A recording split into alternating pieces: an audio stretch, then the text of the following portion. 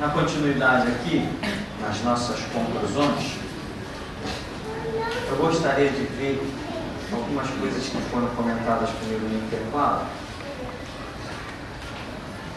Por exemplo, o Marcos comentou sobre uma pessoa que questiona o vinho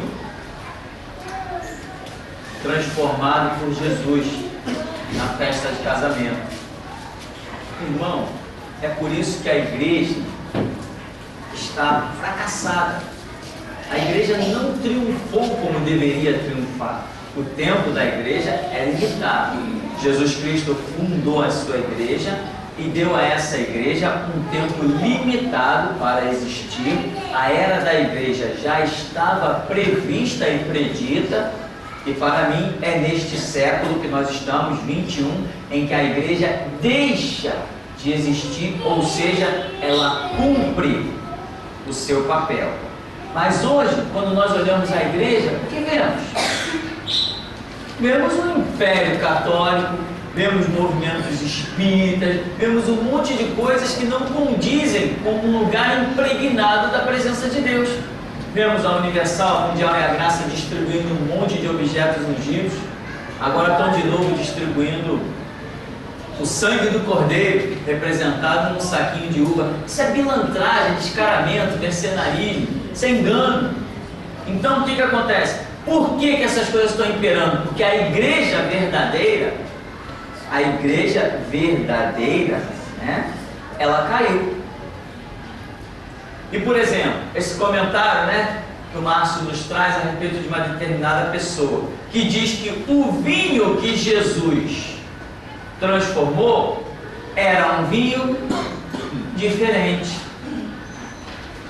Isto aqui é a marca clássica da queda de um cristão. É ele dizer o que a própria mente dele acha que é. Ou às vezes está comprando peixe de alguém, né? Um pastor por aí disse: irmãos, eu ouvi muito isso. Aquele vinho que Jesus transformou era um vinho diferente. Pô, desgraçado, quem te disse isso?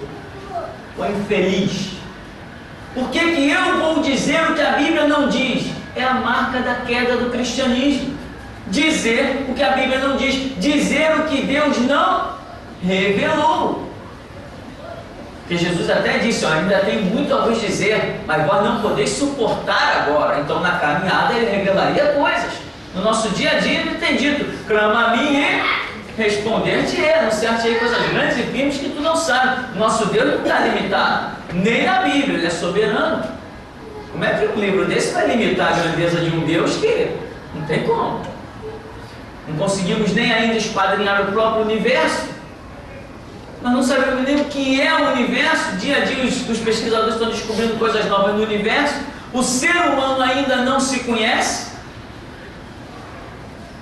Estão aí, recentemente conseguiram definir o genoma, né, o DNA. Agora, depois de milhares de anos de história. Então, que dirá conhecer Deus e limitar Deus por um livro? Então, a igreja teria muito a caminhar, muita coisa a conhecer. Mas as pessoas, ao invés de buscar a revelação, ao invés de ir para como Jesus ensinou, né? Mateus 6,6, entra no teu quarto, fecha a porta, fala com teu pai. Ao invés de irem para a oração, elas preferem achar que a sua própria cabeça é uma fábrica da verdade. Não, aquele vinho que Jesus, eu ouvi uma que eu não sei saber se eu ria ou se eu chorava. Não, irmão, aquele vinho que Jesus transformou não era um vinho com álcool. Por quê? Porque não deu tempo de fermentar. Ainda bem que você riu. Achei que só eu achava graça dessa piada. Brincadeira, imagina, meu irmão, um cristão dizer uma blasfêmia dessa. Isso é blasfêmia, esse camarada é digno do tribunal, mandar ele para o sinédrio. Manda logo para a culpa, logo. Então, não deu tempo de fermentar. Meu Deus do céu, eu não aguento uma coisa dessa. Então quer dizer que Jesus transforma alguma coisa, mas não deu tempo de acontecer alguma coisa para que... São as mentes que pensam que são fábricas da verdade, mas a Bíblia diz: conhecereis a verdade me libertará. Se eu entendo o seguinte: conhecereis a verdade. Se eu tenho que conhecer a verdade, significa que essa verdade vem fora de mim, ela não está dentro de mim. Eu preciso de revelação, conhecimento, pesquisa, né? Ele falou: examinar as Escrituras. Então eu preciso que alguma coisa penetre em mim. Então, quando Jesus transformou a água em vinho, a Bíblia diz que ele transformou a água em vinho. Acabou-se a história. Não adianta argumento. A Bíblia diz que ele transformou a água em vinho. E tem mais, que pegou o vinho e deu a várias pessoas da festa, como o principal, chamado mestre-sala, né? Parece? Ele entrega para que essas pessoas provem. E eles dão testemunho: poxa, todo mundo dá primeiro o vinho melhor. Quando todo mundo já está meio dormente, tonto, aí dá o vinho pior, porque não vai fazer a diferença. Aí ele diz assim: mas tu, diz para o noivo, guardaste o melhor vinho para o final. Então as pessoas dizem: tu guardaste o melhor vinho. Então aquelas pessoas acostumadas a beberem vinho, todo dia bebe-se vinho em Israel. Eles, em festa, nem se fala, o grande marco da festa era o vinho. Eles sabiam muito bem que aquilo era vinho e que tinha álcool. Eles estão sentindo o paladar. Eles não disseram: esse vinho aqui é diferente. Não, eles disseram: esse vinho é melhor. E hoje você vai aqui no supermercado mundial, você vê garrafa de vinho a R$2,99, vê garrafa de vinho com conteúdo menor custando R$15. Mas por que aquela garrafa ali é maior, custa só R$3? Essa daqui é menor e custa R$15. Porque esse vinho é o quê? Tem garrafas de vinho. Eu vi uma reportagem, um repórter perguntava assim, um camarada dono de uma adega. O camarada pegou uma garrafa toda empoeirada, sacudiu aquela terra. Aí o repórter falou assim: quanto vale essa garrafa de vinho? Ele falou até assim: só no leilão para saber. Tem que abrir o leilão para ver, é de acordo com o gosto do cliente. Olha aqui, ó, foi para o fabricante, essa garrafa está aqui há não sei quantos anos. Quanto mais velho o vinho, melhor ele é. Então ele falou assim: depende de quem aprecia o vinho, depende do camarada que sabe que é um vinho. Eu vou dizer para ele: está aqui um rótulo, ó, essa conteúdo foi embalado no ano tal. Quando eu botar isso aqui no leilão, essa garrafinha de vinho aqui pode chegar a 15, 20 mil reais. O camarada lá que provou na festa de casamento em Caná da Galileia, ele disse que aquele vinho era melhor. Então ele sabia a qualidade de vinho, ele entendia de qualidade de vinho. E ele sabia muito bem que o vinho que tinham servido não era na qualidade daquele que agora está sendo servido. Então nós estamos diante de quê? De vinho. Mas vem alguém e diz assim: não, aquele vinho não deu tempo de fermentar. Essa é boa. Essa eu levo para o túmulo. Não deu tempo de fermentar. Outros dizem: não, Jesus transformou aquilo ali em suco de uva. Esse é muito mais infeliz. A Bíblia está dizendo que é vinho, mas o cara está dizendo: não, é suco de uva. Uma situação que naqueles tempos, se alguém tivesse se deparado com aquilo, ia perceber de imediato. Porque hoje, quem já tomou um vinho normal e o chamado suco de uva que tem no mercado, a diferença é absurda. A diferença é absurda, não é? Quem já bebeu bastante? Admite. Então, isso. Então a diferença é absurda de um simples suco de uva para um vinho. Aí entra a questão, irmão, e na ceia ou na Páscoa, né? Quando Jesus estava celebrando a Páscoa, que todo mundo chama de a Santa Ceia do Senhor. E ali? Não, ali não era vinho. Jesus não usava vinho. Então aonde que ele achou aquela essência? Onde? Que ninguém mais achava, só ele. São as quedas horripilantes do cristianismo. Quando a pessoa diz porque a Bíblia não diz. Irmão, não diga o que a Bíblia não diz. é suicídio. Ande na verdade, ande no mandamento. Pelo menos isso. Outra coisa, que também conversávamos um pouquinho ali, a irmã na igreja nova ali, começou conosco, sobre os testemunhos de Jeová. Não sei quem já viu agora, os testemunhos de Jeová, eles conseguiram na justiça o direito de não doar sangue. Quem já viu isso? Com direito, eles conseguiram esse direito de não doar sangue. Um absurdo.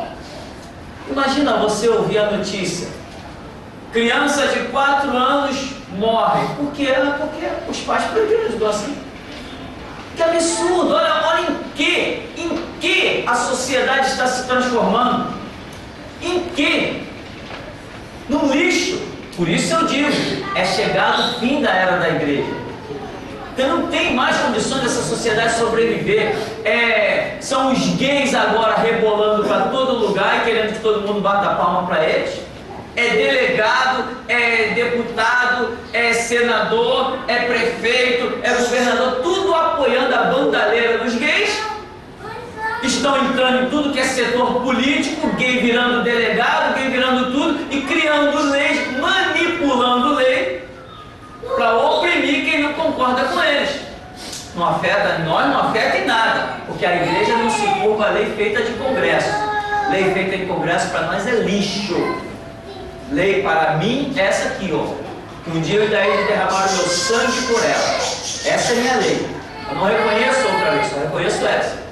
Mas está por aí, e nós estamos vendo que as abominações estão sendo tão terríveis que vai se cumprir aquilo que tipifica o arrebatamento, quando Ló, que vive em Sodoma e Gomorra, a Bíblia diz que Ló, o justo, que representa a igreja arrebatada, Ló afligia a sua alma todos os dias por ver o quê? A impiedade da cidade. Nós chegaremos a este ponto. Os justos, lembra que Apocalipse diz que é com dores de parto querendo dar à luz? Aqui um simboliza o arrebatamento da igreja. A Bíblia nos adverte pela simbologia de Ló, que representa o arrebatamento da igreja, que a igreja do final dos tempos vai estar afligindo a sua alma pela impiedade da cidade. É assim que nós estaremos vivendo. Então agora nós já temos os gays aí querendo adotar os seus filhos.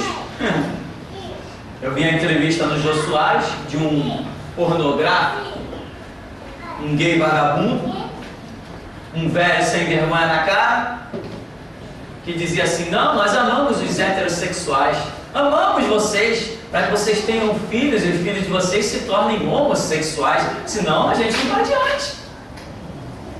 Bonita a declaração? Nós vamos ficar calados? Alguém por aí está se calando, não eu. Eu só espero a hora certa, mas calado eu não estou. Tem gente achando até que eu morri. Os cultos da igreja sumiu, a rádio sumiu, o site saiu do ar. Esse cara morreu. Espera. Depois de 18 dias eu volto. Então, Ló afligia a sua alma pela impiedade da cidade. É assim que nós viveremos nesses dias. Então, nós teremos notícia: morre criança de 4 anos. Por quê? Porque os pais não deram deixar doar sangue. E o Estado não fez nada. Nós teremos as mais horripilantes notícias: 2 sem vergonha homossexual adotam uma criança. Para fazer o que com ela? O que 2 sem vergonhas homossexuais vão fazer com uma criança adotada? O que eles vão fazer? É isso que nós vamos estar ouvindo daqui para frente. Tudo legalizado. Esse pederasta, pedófilo, incentivador da pedofilia, que eu acabei de falar na entrevista no Jô Soares, inclusive ele é líder de várias ONGs sustentadas pelo Estado. Sabe sustentadas por quem? Por mim e por você, pelo nosso imposto. O que nós deveríamos fazer é suspender os nossos impostos até que essa sem vergonhice fosse refreada. Essa era a atitude correta. Mas a igreja caiu, perdeu a sua força. Imagina hoje se os sem vergonhas assembleianos não tivessem envolvido com a política e tivessem realmente seguindo Bíblia, em que eles dissessem assim: nós assembleianos suspenderemos nossos impostos. O que o Estado ia fazer? Sabe quantos assembleianos tem? Quantos são? 40 milhões de assembleianos. Imagina eles dizendo assim: vamos suspender nossos impostos. Nós não vamos bancar sem vergonhice. O Estado teria que abrir mão da sem vergonhice. 40 milhões? Quem pode perder 40 milhões de impostos? Mas a igreja caiu, a igreja fracassou, a igreja abriu mão da Bíblia, a igreja se associou ao Estado. Hoje, os homossexuais e invocadores de Satanás estão pregando nos púlpitos das Assembleias de Deus. Você sabe quem colocou o Exu dos Ventos na linha amarela? Foi o Conde. E ele foi lá pregar dentro da Assembleia de Deus de Madureira. Pregou para os pastores. Imagina, os desgraçados caíram a tal ponto que precisa de um satanista pregar para eles. Então, meu irmão, preste atenção, este é o mundo que nós vamos viver. E em que os testemunhas de Jeová se baseiam? Veja bem, testemunha de Jeová não é crente, não é salvo, não tenho parte com eles, nem ele comigo, não ando com eles, nem eles andam comigo. Amo os testemunhos de Jeová como pessoa e os respeito, mas a prática deles para mim é abominação. Eles vão para o inferno, esse é o caminho que eles estão trilhando. Olha aqui, em Atos 15, 29 diz assim: que vos abstenhais das coisas sacrificadas aos ídolos e do sangue e da carne sufocada e da fornicação. Destas coisas fareis bem se vos guardar, bem vos bate. Então, Atos 15, 29, se você ler desde o começo do capítulo 15, você vai ver que essa é uma assembleia de Jerusalém, em que os apóstolos descobriram uma igreja distante e a igreja está meio perdida. Eles precisam orientar essa igreja, que no seu meio tem judeu, tem gentio, né? Tem grego, tem romano, tem tudo que é tipo de gente dentro dessa igreja. Então um acha que podia comer isso, outro acha que não podia, aquela confusão dentro da igreja. Então os apóstolos se reúnem em Jerusalém e mandam esta carta de Atos 15 para a igreja que está num local distante, fora de Jerusalém. E eles dizem que vos abstenhais do sangue. Sangue e carne sufocada é sangue animal. Este é o texto que inclusive estava na reportagem, estava na lei, dizendo que os testemunhos de Jeová estavam se apoiando nesse texto que diz para se abster das coisas sacrificadas aos ídolos, da fornicação, da carne sufocada e do sangue, sangue animal, não tem nada a ver com o ser humano. Lá no Antigo Testamento também tem um texto que diz que sangue é vida, também se referindo ao sacrifício de animais, não tem nada a ver com seres humanos. Então, os testemunhas de Jeová, que não tem parte com Jesus Cristo, não tem parte com a Bíblia que eu conheço, não tem parte com eles, nem eles comigo. Eles se baseiam em narrativas falando de animais para aplicar aquilo na vida de seres humanos. Nada a ver, estão a caminho do inferno, vão se perder, são rebeldes. Uma vez dentro de uma loja de material de construção, abriu esse texto para mim. Quando ele me mostrou, eu falei assim: lê aqui desde o começo. Que sangue é esse aqui? Não é sangue animal? Ele ficou calado, viu que era sangue animal, mas continuou sendo um testemunho de Jeová. Isso é rebeldia. Para os rebeldes não tem remissão, não tem salvação. Então, meu irmão, este é o mundo para o qual nós estamos caminhando. E o que é isso? São pessoas, né, inclusive cristãos, como eu mencionei a questão do vinho, são pessoas que leem o texto, mas dão a sua própria interpretação. Eles dão a interpretação da sua própria mente. A Bíblia é um livro a respeito do qual você precisa de revelação e não de dedução. Eu leio isso aqui, então eu deduzo. Jesus Cristo não te chamou para deduzir nada, te chamou para receber a revelação.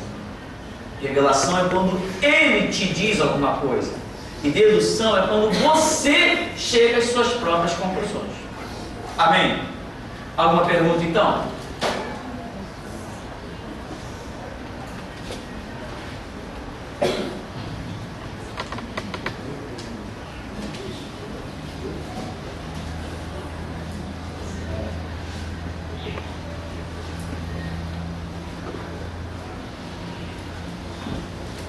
São duas perguntas.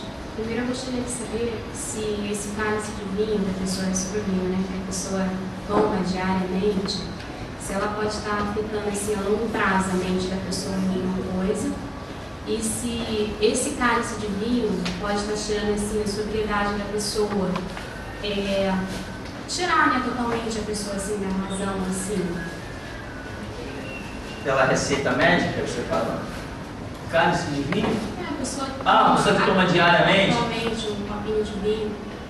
Bom, eu não sei, eu não posso, né, decidir que quantidade vai afetar, ou se a pessoa hoje toma um cálice, amanhã ela já quer tomar 2 e depois tomar 3. Nós vamos ficar aqui no campo da advertência. O que cada um vai fazer, o resultado que vai ter na vida de cada um, nós não vamos concluir, né? Eu não vou, senão daqui a pouco eu vou estar aqui criando regra. Não, irmão, você pode tomar até 2 cálices. Não, quem sou eu para dizer isso, né? Então, não vamos nos... será que... Eu não quero nem saber se será ou se não será. Amém? Nós estamos falando da grande advertência que a Bíblia está dando com relação a isso, de aqueles que neles errar, nunca será sábio. Então, a Bíblia coloca essa separação cruel. Quantos cálices de vinho uma pessoa pode tomar? Não sei, nunca pesquisei, não sei quanto álcool é contido, se encontra dentro de um cálice de vinho. Quando você toma uma garrafa de vinho no mercado, eu andei lendo uns rótulos lá,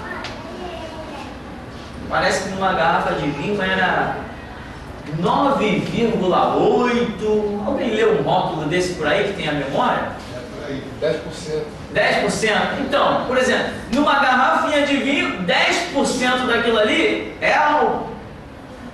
Que efeito esses 10% vai ter no organismo de cada um? Não sei, não sou médico, não sou cientista, eu sou pregador do Evangelho. Uma coisa eu sei, que a Bíblia manda eu tomar cuidado, muito cuidado. Amém, então, irmãos? Podemos ficar por aqui? Então vamos ficar por aqui, então, agradecer a Deus por esta manhã.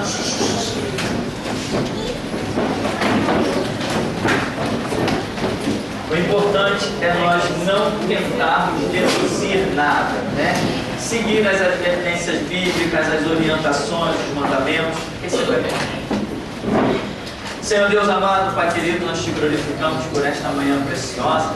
O que nós queremos, ó Deus, se o Senhor tem falado em nosso meio, tem estado conosco, o Senhor faça descer a Tua palavra, a Tua revelação, o Teu ensinamento, a Tua advertência ao profundo do nosso ser, para que não venhamos a errar, mas sermos obreiros aprovados, que não tem do que se envergonhar e maneja bem a palavra da verdade. Ó Deus, a advertência de Paulo diz manejar bem a palavra da verdade, mas também diz não ter do que se envergonhar. Muitos, ó Deus, estão manejando bem a palavra da verdade, mas estão tendo muitas coisas do que se envergonhar. Portanto, a Tua palavra acaba ficando infrutífera, Senhor. Por isso nos dá graça, ó Deus, para escaparmos de todos os laços, os nossos laços físicos, psíquicos, espirituais, ó Deus, e alcançarmos a verdadeira libertação que há em Cristo Jesus. Agracia-nos, pois, nesta manhã com um profundo, ó Deus, da revelação, para que dia a dia demos passos que glorificam o Teu santo nome,